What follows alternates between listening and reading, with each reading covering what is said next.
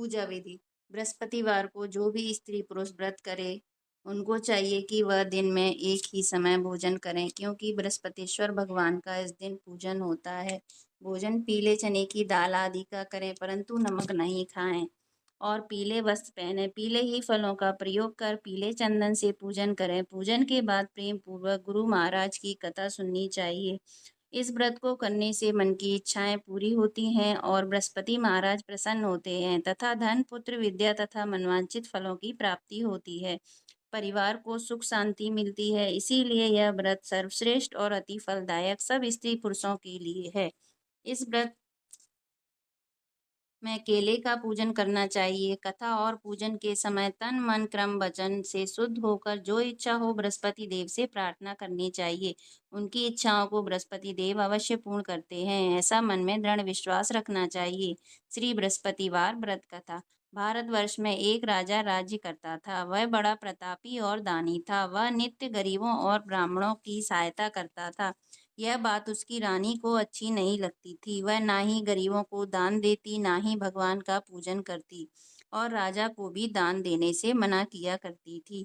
एक दिन राजा शिकार खेलने वन को गए हुए थे, तो रानी महल में अकेली थी। उसी समय बृहस्पति देव साधु के वेश में राजा के महल में भिक्षा के लिए गए और भिक्षा मांगी, तो रानी ने भिक्षा देने से इनकार किया और कहा, हे साधु महाराज, मैं तो इस दान पुण्य से तंग आ गई हूँ। मेरा पति सारा धन लुटाता रहता है। मेरी इच्छा है कि हमारा धन नष्ट हो जाए, फिर ना रहेगा बांस और ना बजेगी बांसुरी। साधु ने कहा, देवी तुम तो बड़ी अजीब हो। धन संतान तो सभी चाहते हैं, पुत्र और लक्ष्मी तो पापी के घर भी होने चाहिए। यदि तुम्हारे पास अधिक धन है तो भूखों को भोजन दो, प्यासों के लिए प्याऊ बनवाओ, मुसाफिरों के लिए धर्मशालाएं खुलवाओ। जो निर्धन अपनी कुंवारी कन्याओं का विवाह नहीं कर सकते, उनका विवाह करा दो। और ऐसे कई काम हैं जिनके करने से तुम्हारा यश लोक परलोक में फैलेगा। परंतु रानी पर उपदेश का कोई प्रभाव ना पड़ा। वह बोली, महाराज आप मुझे कुछ ना समझाएं। मैं ऐसा धन नहीं चाहती जो हर जगह बांटती फिरूं। साधु ने उत्तर दिया, यदि तुम्हारी ऐसी इच्छा है तो तथास्तु। तुम ऐसा करना, बृहस्पतिवार को घर लीप कर पीली मिट्टी से अपना सिर धोकर स्नान करना, भट्टी चढ़ाकर कपड़े धोना। ऐसा करने से आपका सारा धन नष्ट हो जाएगा। इतना कहकर वह साधु महाराज वहां से अलोप हो गए। जैसे वह साधु कहकर गया था, रानी ने वैसा ही किया। 6 बृहस्पतिवार ही बीते थे कि उसका समस्त धन नष्ट हो गया और भोजन के लिए दोनों तरसने लगे, सांसारिक भोगों से दुखी रहने लगे। तब वह राजा रानी से कहने लगा कि तुम यहाँ पर रहो, मैं दूसरे देश को जाता हूँ, क्योंकि मुझे यहाँ पर सभी मनुष्य जानते हैं, इसीलिए कोई कार्य नहीं कर सकता। देश चोरी परदेश भीख बराबर है। ऐसा कहकर राजा परदेश चला गया। वहां जंगल को जाकर लकड़ी काटता और उसे शहर में बेचता। इस तरह जीवन व्यतीत करने लगा। एक दिन दुखी होकर जंगल में एक पेड़ के नीचे निश्चित रूप से आसन जमाकर बैठ गया। वह अपनी दशा को याद करके व्याकुल होने लगा। बृहस्पतिवार का दिन था। एकाएक उसने देखा कि निर्जन वन में एक साधु प्रकट हुआ। वह साधु वेश में स्वयं बृहस्पति देवता थे। लकड़हारे के सामने आकर बोले, हे लकड़हारे, इस सुनसान जंगल में तू चिंता मग्न क्यों बैठा है? लकड़हारे ने दोनों हाथ जोड़कर प्रणाम किया और उत्तर दिया, महात्मा जी आप सब कुछ जानते हैं, मैं क्या कहूँ। यह कहकर वह रोने लगा और साधु को आत्मकथा सुनाई। महात्मा जी ने कहा, तुम्हारी स्त्री ने बृहस्पति के दिन वीर भगवान का निरादर किया है, जिसके कारण रुष्ट होकर तुम्हारी यह दशा कर दी गई है। अब तुम चिंता को दूर करके मेरे कहने पर चलो तो तुम्हारे सब कष्ट दूर हो जाएंगे और भगवान पहले से भी अधिक संपत्ति देंगे। तुम बृहस्पति के दिन पाठ किया करो। 5 रुपए के चने मुनक्का मंगवाकर उसका प्रसाद बनाओ और शुद्ध जल के लोटे में शक्कर मिलाकर अमृत तैयार करो। कथा के पश्चात अपने सारे परिवार और सुनने वाले प्रेमियों में अमृत व प्रसाद बांटकर आप भी ग्रहण करो। ऐसा करने से आपका सभी मनोकामनाएं पूरी होंगी। और साधु के ऐसे वचन सुनकर लकड़हारा बोला, हे प्रभु, मुझे लकड़ी बेचकर इतना पैसा नहीं मिलता जिससे भोजन करने के उपरांत कुछ बचा सकूं। मैंने रात्रि में अपनी स्त्री को व्याकुल देखा है। मेरे पास कुछ नहीं है जिससे उसकी खबर मंगा सकूं। साधु ने कहा, लकड़हारे, तुम किसी बात की चिंता मत करो। बृहस्पति के दिन तुम रोजाना की तरह लकड़ियां लेकर शहर को जाओ। तुमको रोज से दुगना धन प्राप्त होगा, जिससे तुम भली भांति भोजन कर लोगे तथा बृहस्पति देव की पूजा का सामान भी आ जाएगा। इतना कहकर साधु अंतर ध्यान हो गए। धीरे धीरे समय व्यतीत होने पर फिर वही बृहस्पतिवार का दिन आया। लकड़हारा जंगल से लकड़ी काटकर किसी शहर में बेचने गया। उसे उस दिन से और अधिक पैसा मिला। राजा ने चना गुड़ आदि लाकर गुरुवार का व्रत किया। उस दिन से उसके सभी क्लेश दूर हुए। जब दोबारा गुरुवार का दिन आया तो बृहस्पतिवार का व्रत करना भूल गया। इस कारण बृहस्पति भगवान नाराज हो गए। उस दिन उस नगर के राजा ने विशाल यज्ञ का आयोजन किया और शहर में यह घोषणा करा दी कि कोई भी मनुष्य अपने घर में भोजन ना बनावे, न आग जलावे। समस्त जनता मेरे यहाँ भोजन करने आवे। इस आज्ञा को जो न मानेगा उसे फांसी की सजा दी जाएगी। इस तरह की घोषणा संपूर्ण नगर में करवा दी गई। राजा की आज्ञा अनुसार शहर के सभी लोग भोजन करने गए, लेकिन लकड़हारा कुछ देर से पहुंचा, इसीलिए राजा उसको अपने साथ घर लिवा ले गए और ले जाकर भोजन करा रहे थे तो रानी की दृष्टि उस खूंटी पर पड़ी जिस पर उसका हार लटका हुआ था। वह वहां पर दिखाई न दिया। रानी ने निश्चय किया कि मेरा हार इस मनुष्य ने चुरा लिया है। उसी समय पुलिस को बुलवाकर उसको जेल खाने में डलवा दिया। जब लकड़हारा जेल खाने में पड़ गया और बहुत दुखी होकर विचार करने लगा कि न जाने कौन से पूर्व जन्म के कर्म से मेरे लिए दुख प्राप्त हुआ है, और उसी साधु को याद करने लगा जो जंगल में मिला था। उसी समय तत्काल बृहस्पति देव साधु के रूप में प्रकट हो और उसकी दशा को देखकर कहने लगे, अरे मूर्ख, तूने बृहस्पति देव की कथा नहीं करी, इस कारण तुझे दुख प्राप्त हुआ है। अब चिंता मत कर, बृहस्पतिवार के दिन जेल खाने के दरवाजे पर 4 पैसे पड़े मिलेंगे। उनसे तू बृहस्पति देव की पूजा करना, तेरे सभी कष्ट दूर हो जाएंगे।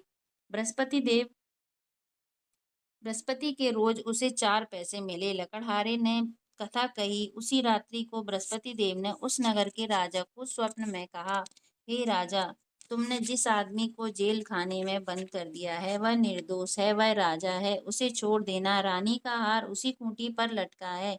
अगर तू ऐसा नहीं करेगा तो मैं तेरे राज्य को नष्ट कर दूंगा। इस तरह की रात्रि के स्वप्न को देखकर राजा प्रातः काल उठा और खूंटी पर हार देखकर लकड़हारे को बुलाकर क्षमा मांगी। लकड़हारे को योग्य सुंदर वस्त्र आभूषण देकर विदा किया और बृहस्पति देव की आज्ञा अनुसार लकड़हारा अपने नगर को चल दिया। जब लकड़हारा अपने नगर के निकट पहुंचा तो उसे बड़ा आश्चर्य हुआ। नगर में पहले से अधिक बाग, तालाब तथा बहुत सी धर्मशालाएं, मंदिर आदि बन गई हैं। राजा ने पूछा, यह किसका बाग और धर्मशालाएं हैं?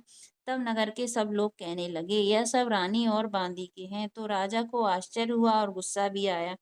तब रानी ने यह खबर सुनी जब रानी ने यह खबर सुनी कि राजा आ रहे हैं तो उसने बांदी से कहा कि हे दासी, देख, राजा हमको कितनी बुरी हालत में छोड़ गए थे। हमारी ऐसी हालत देखकर वह लौट ना जाए, इसीलिए तू दरवाजे पर खड़ी हो जा। आज्ञा अनुसार दासी खर दरवाजे पर खड़ी हो गई और राजा आए तो उन्हें अपने साथ लिवा लाई। तब उन्होंने कहा, हमें यह सब धन बृहस्पति देव के इस व्रत के प्रभाव से प्राप्त हुआ है। राजा ने निश्चय किया कि 7 रोज बाद तो सभी बृहस्पति देव का पूजन करते हैं, परंतु मैं रोजाना दिन में 3 बार कहानी कहा करूंगा, रोज व्रत किया करूंगा। अब हर समय राजा के दुपट्टे में चने की दाल बंधी रहती तथा दिन में 3 बार कहानी कहता। एक रोज राजा ने विचार किया कि चलो अपनी बहन के यहाँ हो आवें। इस तरह निश्चय कर राजा घोड़े पर सवार हो अपनी बहन के यहाँ को चल दिया। मार्ग में उसने देखा कि कुछ आदमी एक मुर्दे को लिए जा रहे हैं। उन्हें रोककर राजा कहने लगा, अरे भैया, मेरी बृहस्पति देव की कथा सुन लो। वे बोले, लो, हमारा तो आदमी मर गया है, इसको अपनी कथा की पड़ी है। परंतु कुछ आदमी बोले, अच्छा, कहो, हम तुम्हारी कथा भी सुनेंगे। राजा ने दाल निकाली और जब कथा आधी हुई तो मुर्दा हिलने लग गया, और जब कथा समाप्त हो गई तो राम राम करके मनुष्य उठकर खड़ा हो गया। आगे मार्ग में उसे एक किसान खेत में हल चलाता मिला। उसे देखा और उससे बोला, अरे भैया, मेरी बृहस्पति देव की कथा सुन लो। किसान बोला, जब तक मैं तेरी कथा सुनूंगा तब तक 4 हरैया जोत लूंगा। जा अपनी कथा किसी और को सुनाना। इस तरह राजा आगे चलने लगा। राजा के हटते ही बैल पचाड़ खाकर गिर गए तथा किसान के पेट में बड़ी जोर से दर्द होने लगा। उस समय उसकी माँ रोटी लेकर आई। उसने जब यह देखा तो अपने पुत्र से सब हाल पूछा और बेटे ने सभी हाल कह दिया। तो और उससे बोली, मैं तेरी कथा सुनूंगी, तू अपनी कथा मेरे खेत पर चलकर ही कहना। राजा ने बुढ़िया के खेत पर जाकर कथा कही, जिसके सुनते ही वह बैल उठ खड़े हुए तथा किसान के पेट का दर्द बंद हो गया। राजा अपनी बहन के घर पहुंचा। बहन ने भाई की खूब मेहमानी की। दूसरे रोज राजा प्रातःकाल जगा और वह देखने लगा कि सब लोग भोजन कर रहे हैं। राजा ने अपनी बहन से कहा कि ऐसा कोई मनुष्य है जिसने भोजन ना किया हो, वह मेरी बृहस्पति देव की कथा सुन ले। बहन बोली, हे भैया, यह देश ऐसा ही है। यहाँ लोग पहले भोजन करते हैं, बाद में अन्य काम करते हैं। अगर कोई पड़ोस में हो तो देख आऊं। वह ऐसा कहकर देखने चली गई, परंतु उसे ऐसा कोई व्यक्ति नहीं मिला जिसने भोजन ना किया हो। अतः वह एक कुमार के घर गई जिसका लड़का बीमार था। उसे मालूम हुआ कि उनके यहाँ 3 रोज से किसी ने भोजन नहीं किया है। रानी ने अपने भाई की कथा सुनने के लिए कुमार से कहा। राजा ने कुमार से कहा। वह तैयार हो गया। राजा ने जाकर बृहस्पतिवार की कथा कही, जिसको सुनकर उसका लड़का ठीक हो गया। अब तो राजा की प्रशंसा होने लगी। एक रोज राजा ने अपनी बहन से कहा, हम अपने घर को जाएंगे, तुम भी तैयार हो जाओ। राजा की बहन ने अपनी सास से कहा। सास ने कहा, हाँ चली जा, परंतु अपने लड़कों को मत ले जाना, क्योंकि तेरे भाई के कोई औलाद नहीं है। बहन ने अपने भाई से कहा, हे भैया, मैं तो चलूंगी, पर कोई बालक नहीं जाएगा। राजा बोला, जब कोई बालक नहीं चलेगा तब तुम क्या करोगी? बड़ी दुखी मन से राजा अपने नगर को लौट आया। राजा ने अपनी रानी से कहा, हम निर्वंशी राजा हैं, हमारा मुंह देखने का धर्म नहीं है और कुछ भोजन आदि नहीं किया। रानी बोली, हे प्रभु, हमें बृहस्पति देव ने सब कुछ दिया है, हमें औलाद अवश्य देंगे। उसी रात्रि को बृहस्पति देव ने राजा से स्वप्न में कहा, हे राजा, उठ, सभी सोच त्याग दे, तेरी रानी गर्भ से है। राजा की यह बात सुनकर बड़ी खुशी हुई। 9वें महीने में उसके गर्भ से सुंदर पुत्र पैदा हुआ। तब राजा बोला, हे रानी, स्त्री बिना भोजन के रह सकती है, बिना कहे नहीं रह सकती। जब मेरी बहन आए तो तुम उससे कुछ मत कहना। रानी ने सुनकर हाँ कर दिया। जब राजा की बहन ने यह शुभ समाचार सुना तो वह बहुत खुश हुई और बधाई लेकर अपने भाई के यहाँ आई। तभी रानी ने कहा कि घोड़ा चढ़कर तो नहीं आई, गधा चढ़ी आई। राजा की बहन बोली, भाभी, मैं इस प्रकार ना कहती तो तुम्हें औलाद कैसे मिलती? बृहस्पति देव ऐसे ही हैं, जैसी जिसके मन में कामनाएं हैं सभी को पूर्ण करते हैं। जो सद्भावना पूर्वक बृहस्पतिवार का व्रत करता है एवं कथा पढ़ता है अथवा सुनता है, बृहस्पति देव उसकी सभी मनोकामनाएं पूर्ण करते हैं। भगवान बृहस्पति देव उसकी सदैव रक्षा करते हैं। संसार में सद्भावना से भगवान जी का पूजन व्रत करके सच्चे हृदय से उनका मनन करते हुए जयकारा बोलना चाहिए। बृहस्पति देव की कथा। प्राचीन काल में एक ब्राह्मण था। वह बहुत निर्धन था। उसके कोई संतान नहीं थी। उसकी स्त्री बहुत मलिनता के साथ रहती थी।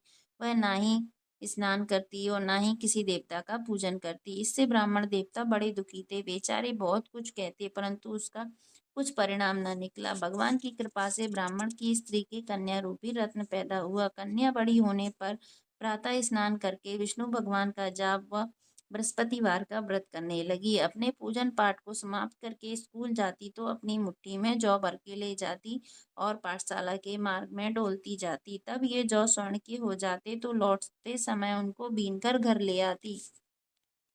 एक दिन वह बालिका सूप में उस सोने के जौ को फटक कर साफ कर रही थी कि उसके पिता ने देख लिया और कहा, हे बेटी, सोने के जौ फटकने के लिए सोने का सूप होना चाहिए। दूसरे दिन गुरुवार था। इस कन्या ने व्रत रखा एवं बृहस्पति देव से प्रार्थना करके कहा, मैंने आपकी पूजा सच्चे मन से की हो तो मेरे लिए सोने का सूप दे दो। बृहस्पति देव ने उसकी प्रार्थना स्वीकार कर ली और वह कन्या जौ फैलाती हुई जाने लगी। जब लौटकर जौ बीन रही थी तो बृहस्पति देव की कृपा से सोने का सूप मिला। उसे वह घर ले आई, उसमें जौ साफ करने लगी, परंतु उसकी माँ का वही ढंग रहा। एक दिन की बात है कि वह कन्या सोने के सूप में जौ साफ कर रही थी कि उस समय उस शहर का राजपुत्र वहां होकर निकला और इस कन्या के रूप और कार्य को देखकर मोहित हो गया और अपने घर आकर भोजन तथा जल त्याग कर उदास होकर लेट गया। राजा को जब इस बात का पता लगा तो अपने प्रधानमंत्री के साथ उसके पास गए और बोले, हे बेटा, तुम्हें किस बात का कष्ट है? किसी ने अपमान किया अथवा और कारण हो सो कहो।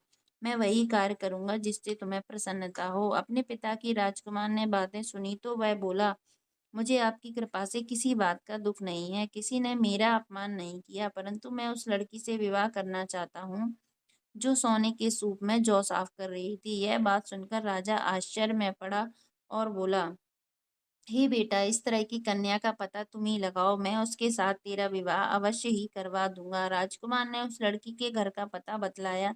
तब मंत्री उस लड़की के घर गए और ब्राह्मण देवता को सभी हाल बतलाया। ब्राह्मण देवता राजकुमार के साथ अपनी कन्या का विवाह करने के लिए तैयार हो गए तथा विधि विधान के अनुसार ब्राह्मण की कन्या का विवाह राजकुमार के साथ हो गया। कन्या के घर से जाते ही पहले की भांति उस ब्राह्मण देवता के घर में गरीबी का निवास हो गया।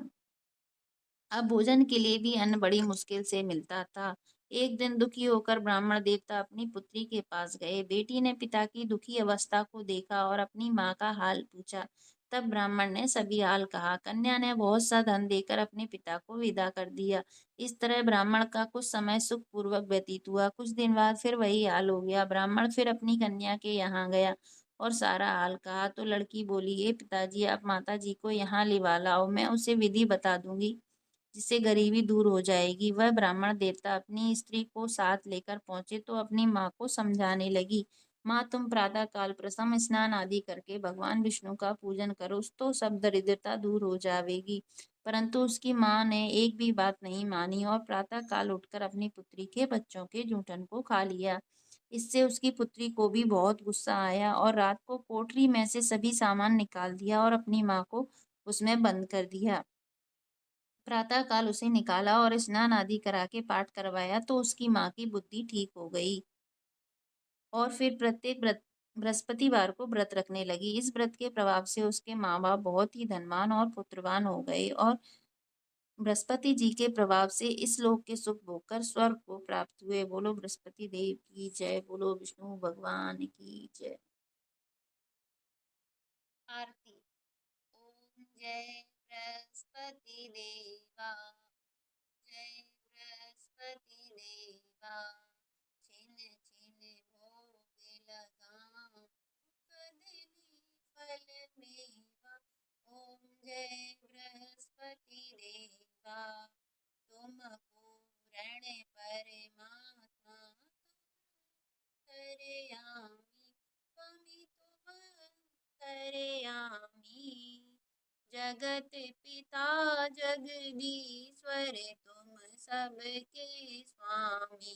ओम जय बृहस्पति देवा, चरणामृत निज निर्मल सब पातक हरता, स्वामी सब पातक हरता, सकल मनोरथ दायक कृपा करो भरता।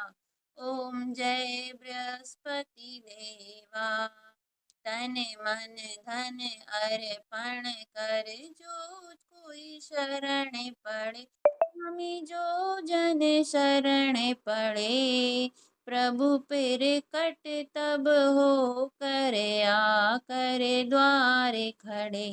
ओम जय बृहस्पति देवा, दीन दयाल दयानिधि भक्तन हितकारी, स्वामी भक्तन हितकारी, पाप दोष सब हरता भव बंधन हारी। ओम जय बृहस्पति देवा, सकल मनोरथ दायक सब संशय तारो, स्वामी सब संशय तारो, विषय विकार मिटाओ संतन सुखकारी। ओम जय बृहस्पति देवा, जो कोई आरती तेरी प्रेम सहित गावे, स्वामी प्रेम सहित गावे, ज्येष्ठ आनंद बंद सो सो निश्चय फल पावे। ओम जय बृहस्पति देवा। सब बोलो विष्णु भगवान की जय, बोलो बृहस्पति देव की जय। अगर आपको आज की कथा पसंद आई हो तो वीडियो को लाइक एंड चैनल को सब्सक्राइब ज़रूर करें। धन्यवाद।